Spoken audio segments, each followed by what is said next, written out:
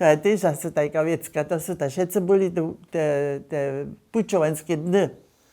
A džedešnik pučovač, a jonu nám to obstaru, knes Kola, to była ta riaduna, gdzieś Michaelisio, była nicka,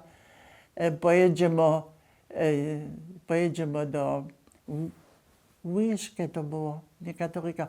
Tam je Kilank Mirčin, skutny lekar, no, z Bronia, Kilank Mirčin, kiedyś nie różnicy byli.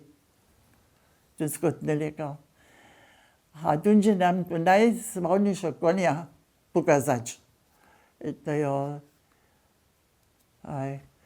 a to jsme tam jeli, a dnes var Víčas, kaplan, Víčas je Radovi kaplan byl, a to tam znaje, to šéfa, o to gestüt to říká, no.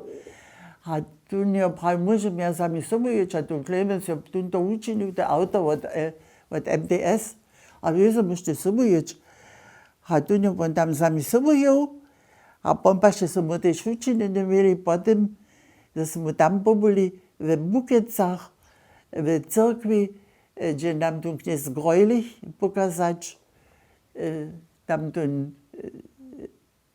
Grejnu Češku, aber Katarika, no bludkase. Ale pojedać nešto o tej vojne tam v Bukecach tedom. No, na druhý dzień jsem ja doběla šit, že by šel tak direktor Radvoju.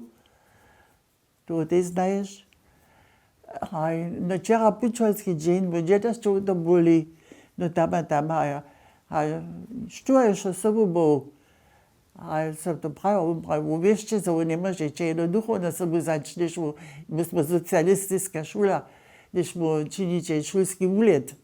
Ja pa tu tam privatne ze školu to naučenju, to je to ninja. A što ste úplně jac činili, se pojedal, jsme si v Bukece obladali, kněz Grojlich je nám še pokazal, a to što tam církvi byli, to unete sám s tomu nemůžete a tak dále. To je například jedna věcka, když se... A je on to celé kutne menil? Hej, tu nie tam byl, šel tam byl 100%.